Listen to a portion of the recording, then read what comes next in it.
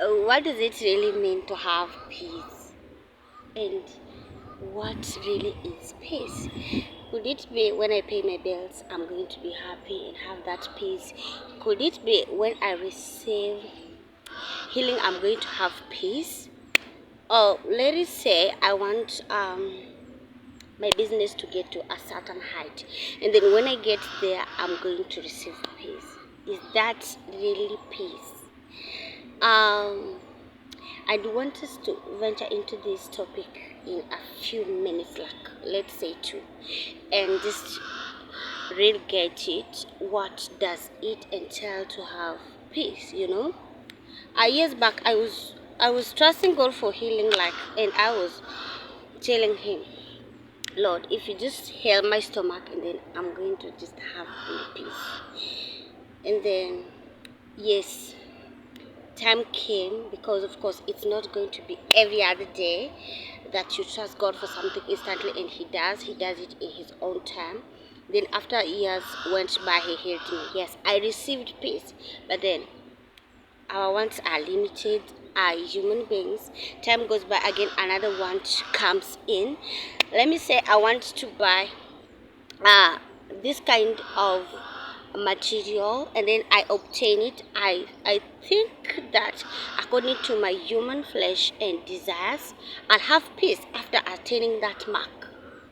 Let me say I'm desiring a baby that it will give he or she will give me peace, and then I receive that baby. Then on the way, life has got its own challenges. Again, it's a responsibility that turns out to be something I have to go on and on, and also another one comes in also. If my child attains this success, I have peace. So where does the real peace comes from? Good morning, good afternoon, good evening, depending from where you're watching me. My beautiful name is Jacinta, and welcome again to I'll Inspire Before My Expiring.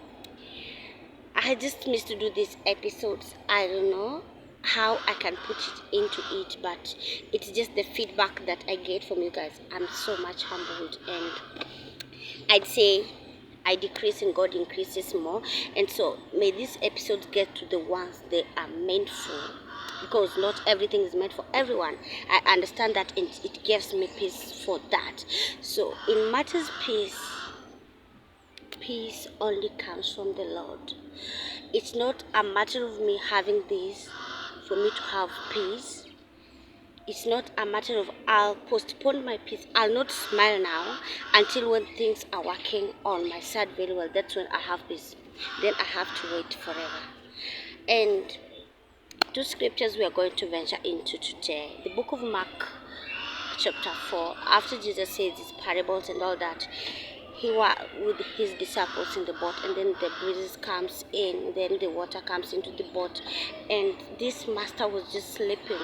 Jesus is sleeping not because he doesn't know the water is going to come inside the water. I understand this is the Son of God, and he's so much aware. So his disciples get afraid. I want to ask you one question. If you trust and believe in God, what makes you think the storm you are in today, God is not together with you? Because peace is not having storms. Peace is acknowledging the Christ you have in the midst of those storms. Yes, I don't have the kind of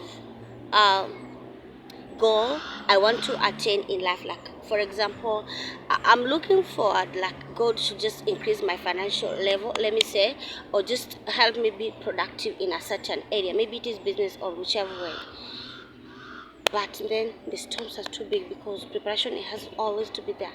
And then along the way, as challenges comes by, as the storms comes by, am I able to maintain my peace?